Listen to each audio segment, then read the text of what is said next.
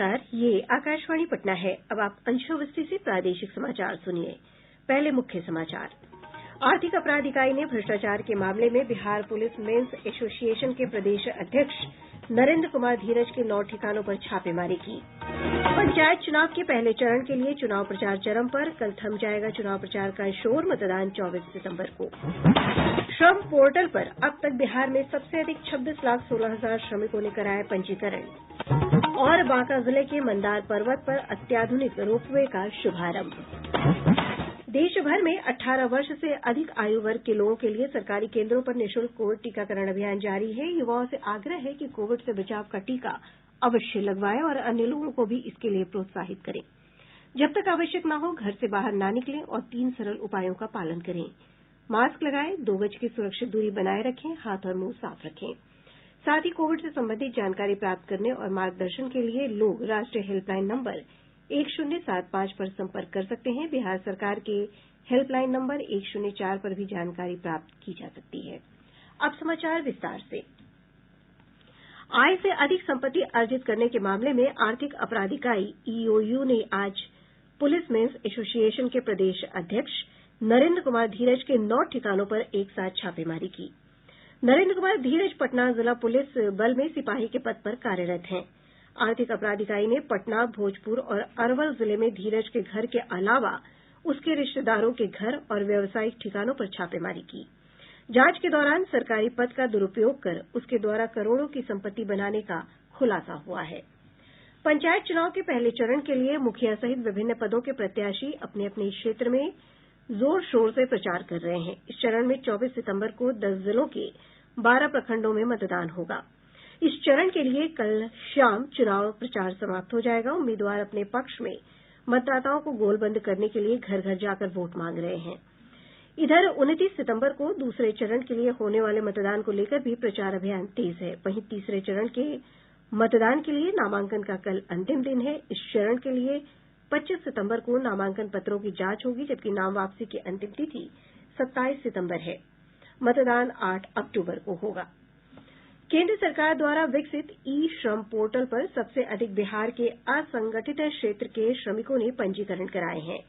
प्राप्त जानकारी के अनुसार इस पोर्टल पर 26,16,000 से अधिक पंजीकरण बिहार के श्रमिकों का हुआ है। ई श्रम पोर्टल पर प्रत्येक श्रमिक को डिजिटल ई श्रम कार्ड प्रदान किया जाता है, जिससे वे देश में कहीं भी विभिन्न सामाजिक सुरक्षा और रोजगार कार्यक्रमों का लाभ उठा सकते हैं। वहीं कार्डधारक श्रमिका की मृत्यु होने पर या स्थायी रूप से विकलांग होने पर उसके परिवार को 2 लाख रुपए की वित्तीय सहायता दी जाती है। मुख्यमंत्री नीतीश कुमार ने आज बांका के प्रसिद्ध पौराणिक स्थल मंदार पर्वत पर रोपवे सुविधा का उद्घाटन किया। ये क्षेत्र जिले के बौंसी प्रखंड में पड़ता है। इस रोपवे को पर्यटन स्थल राजगीर की तर्ज पर बनाया गया है। मुख्यमंत्री ने जैव विविधता पार्क का भी कार्यारंभ किया। हमारे संवाददाता ने बताया कि अब नीचे से मंदार पर्वत जाने में केवल 4 मिनट का समय लगेगा, पहले 1 घंटे का समय लग जाता था। नए रोपवे के निर्माण पर 9 करोड़ 18 लाख रुपए की लागत आई है। इसके बन जाने से पर्यटक अब आसानी से मंदार पर्वत की मनोरम वादियों के दर्शन कर पाएंगे। मुख्यमंत्री नीतीश कुमार ने कहा कि इको टूरिज्म के लिए मंदार पर्वत क्षेत्र एक बड़े केंद्र के रूप में विकसित होगा और इसमें पर्यटन के बढ़ावा की गुंजाइश है और पर्यावरण के संरक्षण का। तो इसके लिए सब काम ये लोग कर रहे हैं। जो पर्यटन के बारे में जिले में सोचा गया है, बहुत अच्छा सोच, इसको और बढ़ावा दिया जाएगा। और पर्यावरण के हिसाब से तो जो हमने बता दिया है कि बगल अगल में जितनी भी पहाड़ियां हैं, इन सब जगहों पर भी जहां और ज्यादा इसकी गुंजाइश होगी वृक्षारोपण की, उसको करना चाहिए। मंदार पर्वत कई धर्मों के आस्था का केंद्र भी है। हिंदू धर्म के लोग लक्ष्मी नारायण मंदिर और पापरनी सरोवर में पूजा अर्चना करने आते हैं। वहीं मंदिर के शीर्ष पर स्थित तीर्थंकर महावीर का मंदिर जैन धर्म के श्रद्धालुओं के आस्था का केंद्र है। आकाशवाणी समाचार के लिए बांका से विदु शेखर। विश्व स्वास्थ्य संगठन के भारत में प्रतिनिधि डॉक्टर रोड्रिको एच आफरीन ने आज दरभंगा जिले में विभिन्न क्षेत्रों में कोविड से बचाव के लिए चलाए जा रहे टीकाकरण अभियान और टीके के सुरक्षित रखरखाव का जायजा लिया। हमारे संवाददाता ने बताया कि उनके साथ संगठन के क्षेत्रीय प्रतिनिधियों ने भी बाढ़ प्रभावित क्षेत्रों का दौरा किया। विश्व स्वास्थ्य संगठन के प्रतिनिधि डॉक्टर आफरीन ने हनुमाननगर और हायाघाट प्रखंड में जाकर बाढ़ प्रभावित इलाकों में चलाए जा रहे टीकाकरण के बारे में जानकारी ली। डॉक्टर आफरीन और उनके साथ पहुंचे WHO के 4 अधिकारियों ने हनुमान नगर के सिरनिया बांध के पास एक बाढ़ राहत शिविर में पहुंचकर वहां जिला प्रशासन द्वारा उपलब्ध कराई जा रही सुविधाओं के बारे में भी जाना। मोटर बोट के माध्यम से संगठन के अधिकारी दूर दराज के अम्मा डीह गांव में गए। वहीं हायाघाट में टीम के सदस्यों ने मझौलिया पंचायत के हेल्थ वेलनेस सेंटर में कोविड टीके के रखरखाव के लिए बनाए गए कोल्ड चेन प्वाइंट को देखा। बाद में दरभंगा के जिलाधिकारी त्यागराजन SM से मुलाकात के दौरान उन्हें जिला के स्वास्थ्य विभाग द्वारा विकसित वंडर ऐप के बारे में भी जानकारी दी गई। आकाशवाणी समाचार के लिए दरभंगा से मैं मणिकांत झा। प्रदेश में अब तक 5,14,55,000 से अधिक लोगों को कोविड से बचाव के टीके दिए जा चुके हैं। कोविन पोर्टल के अनुसार इनमें 4,17,09,602 व्यक्ति को टीके की पहली डोज, जबकि 97,45,000 से अधिक लोगों को टीके की दोनों डोज दी जा चुकी है। इधर देश में राष्ट्रीय टीकाकरण अभियान के अंतर्गत अब तक 82,51,00,000 से अधिक लोगों को कोविड रोधी टीके लगाए जा चुके हैं। प्रदेश में पर्व त्योहार के दौरान बाहर से आ रहे व्यक्तियों के कारण कोरोना महामारी के फैलने की आशंका बढ़ती जा रही है। कल दिल्ली से मधुबनी पहुंची स्वतंत्रता सेनानी सुपरफास्ट ट्रेन से उतरे 152 यात्रियों की स्टेशन पर कोरोना जांच की गई, जिनमें 30 व्यक्ति संक्रमित पाए गए। मधुबनी के civil surgeon doctor Sunil Kumar Jha ने सभी स्वास्थ्यकर्मियों और अधिकारियों को सतर्कता बरतने का निर्देश दिया है। इस बीच रेलवे ने राज्य के सभी स्टेशन पर यात्रियों की कोरोना जांच के निर्देश दिए हैं। प्रदेश के विभिन्न सरकारी अस्पतालों में वायरल बुखार से पीड़ित 8,482 बच्चे भर्ती किए गए हैं। इनमें से 67 बच्चे गंभीर रूप से बीमार पाए गए हैं। प्रादेशिक समाचार आप आकाशवाणी पटना से सुन रहे हैं। केंद्रीय स्वास्थ्य मंत्री मनसुख मांडविया ने कहा है कि देश में कोविड टीकों को अनुसंधान और उत्पादन लगातार आगे बढ़ रहा है। उन्होंने कहा कि अगली तिमाही में विभिन्न कंपनियों द्वारा 100 करोड़ से अधिक टीकों का उत्पादन किया जाएगा।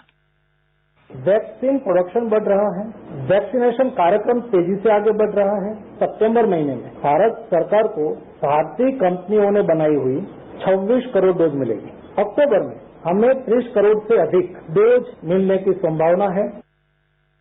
बिहार विधान परिषद की एक सीट के लिए होने वाले उपचुनाव के लिए कल नामांकन का अंतिम दिन है। नाम वापस लेने की अंतिम तिथि 27 सितंबर है।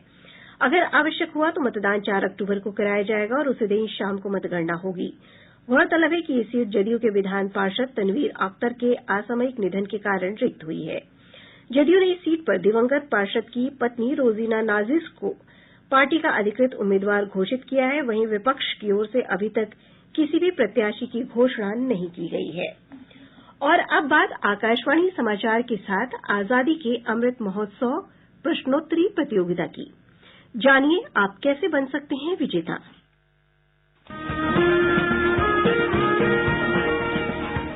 देश की आजादी के 75 साल पर आयोजित अमृत महोत्सव के उपलक्ष्य में श्रोताओं के लिए प्रश्नोत्तरी प्रतियोगिता की शुरुआत हो चुकी है। सप्ताह में 2 दिन बुधवार और शुक्रवार को शाम 7:30 बजे के प्रादेशिक समाचार बुलेटिन के दौरान हम पूछेंगे बिहार से जुड़ा एक सवाल। इसका जवाब आप मोबाइल नंबर 947-100-2534 पर व्हाट्सएप या SMS के माध्यम से दे सकते हैं। ईमेल आईडी airnews.patna2021@gmail.com पर भी जवाब भेजे जा सकते हैं। प्रतियोगिता के विजेता के नाम की घोषणा अगले दिन शाम 7:30 बजे के प्रादेशिक समाचार बुलेटिन में की जाएगी। अधिक जानकारी के लिए आप हमारे ट्विटर हैंडल @AIRnews_Patna को भी फॉलो कर सकते हैं।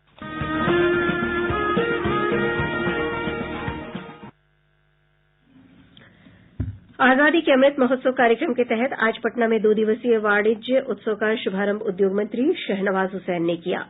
इस अवसर पर श्री हुसैन ने कहा कि आजादी के 75वें वर्ष में भारतीय उत्पादों का निर्यात 75 देशों तक किया जाएगा। उन्होंने कहा कि हाल ही में बिहार में 35,019 करोड़ के 475 निवेश प्रस्ताव आए हैं। उद्योग मंत्री ने कहा कि जल्द ही भागलपुर में रेशम विकास परिषद का कार्यालय खोला जाएगा। बंगाल की खाड़ी में कम दबाव का केंद्र बनने के कारण प्रदेश के विभिन्न भागों में मॉनसून अभी सक्रिय है। मौसम वैज्ञानिक आरती गुप्ता ने बताया कि अगले 24 घंटों के दौरान राज्य के उत्तर पश्चिम और दक्षिण पूर्व हिस्से में हल्की से मध्यम बारिश की संभावना है। गंगीय पश्चिम बंगाल में बने कम दबाव के क्षेत्र से एक ट्रफ रेखा तेलंगाना तक आंतरिक उड़ीसा होकर गुजर रही है, जो समुद्र तल से 3.1 किलोमीटर तक फैला हुआ है। इन सभी मौसमी कारकों के प्रभाव से उत्तर पश्चिम एवं दक्षिण पूर्व बिहार के कुछ स्थानों पर एवं शेष बिहार के 1 या 2 स्थानों पर हल्की से मध्यम वर्षा का पूर्वानुमान है। सारण जिले के एकमा स्थित डाकघर में 24 सितंबर को पोस्ट ऑफिस पासपोर्ट सेवा केंद्र का शुभारंभ होगा। इसका उद्घाटन केंद्रीय ऊर्जा मंत्री आर.के. सिंह करेंगे। प्रधानमंत्री नरेंद्र मोदी आकाशवाणी से इस महीने की 26 तारीख रविवार को मन की बात कार्यक्रम में देश विदेश के लोगों के साथ अपने विचार साझा करेंगे। इस मासिक रेडियो कार्यक्रम की ये 81वीं कड़ी होगी। प्रधानमंत्री ने लोगों से उन विषयों पर विचार साझा करने का आग्रह किया है जिन पर वे मन की बात कार्यक्रम में चर्चा करेंगे। लोग अपने विचार नमो ऐप या माई जीओवी ओपन फोरम पर भेज सकते हैं। टोल फ्री नंबर 1800-117800 पर अपने संदेश हिन्दी और अंग्रेजी में रिकॉर्ड भी करा सकते हैं। फोन लाइनें इस महीने की 24 तारीख तक खुली रहेंगी। प्रधानमंत्री को सीधे अपने सुझावों से अवगत कराने के लिए 1922 पर मिस्ड कॉल देकर और एसएमएस के जरिए प्राप्त लिंक का अनुसरण करके सुझाव दे सकते हैं। स्वास्थ्य मंत्री मंगल पांडेय ने कहा है कि अररिया में सरकारी ब्लड बैंक खुलेगा। Drug controller general of India ने अररिया में सरकारी ब्लड बैंक खोलने के लिए लाइसेंस जारी कर दिया है। उन्होंने बताया कि बांका और अरवल जिला में एक एक ब्लड बैंक खोलने और भागलपुर में एक और सरकारी ब्लड बैंक खोलने की प्रक्रिया चल रही है। स्वास्थ्य मंत्री ने कहा कि इसके अलावा शिवहर, सुपौल और मोतिहारी में भी ब्लड बैंक जल्द से जल्द प्रारंभ करने के प्रयास किए जा रहे हैं। श्री पांडेय ने कहा कि अररिया में ब्लड बैंक शुरू होने के साथ ही प्रदेश में सरकारी ब्लड बैंक की संख्या 39 हो जाएगी। अररिया जिले के पलासी प्रखंड अंतर्गत डाला गांव में कार दुर्घटना में आज सुबह 5 लोगों की मौत हो गई। प्राप्त जानकारी के अनुसार एक कार के अनियंत्रित होकर तालाब में पलट जाने से यह हादसा हुआ। हादसे में 5 लोगों की घटनास्थल पर ही मृत्यु हो गई, जबकि एक व्यक्ति गंभीर रूप से घायल है। बताया जाता है कि कार पर सवार लोग अनंत चतुर्दशी के मेले में भाग लेकर घर लौट रहे थे। प्रदेश के पूर्व मुख्यमंत्री भोला पासवान शास्त्री की जयंती पर उन्हें भावभीनी श्रद्धांजलि अर्पित की गयी। राज्यपाल फागू चौहान ने राजभवन में, जबकि उप मुख्यमंत्री तारकिशोर प्रसाद ने पटना में आयोजित राजकीय समारोह में पूर्व मुख्यमंत्री के तैलचित्र पर श्रद्धा सुमन अर्पित कर उन्हें भावभीनी श्रद्धांजलि दी। भोला पासवान शास्त्री 3 बार बिहार के मुख्यमंत्री बने थे। और अब अंत में मुख्य समाचार। आर्थिक अपराध इकाई ने भ्रष्टाचार के मामले में बिहार पुलिस मेंस एसोसिएशन के प्रदेश अध्यक्ष नरेंद्र कुमार धीरज के 9 ठिकानों पर छापेमारी की। पंचायत चुनाव के पहले चरण के लिए चुनाव प्रचार चरम पर, कल थम जाएगा चुनाव प्रचार का शोर। मतदान 24 सितंबर को। ई श्रम पोर्टल पर अब तक बिहार में सबसे अधिक 26,16,000 श्रमिकों ने कराया पंजीकरण। और बांका जिले के मंदार पर्वत पर अत्याधुनिक रोपवे का शुभारंभ। इसके साथ ही आकाशवाणी पटना से प्रसारित प्रादेशिक समाचार का ये अंक समाप्त हुआ।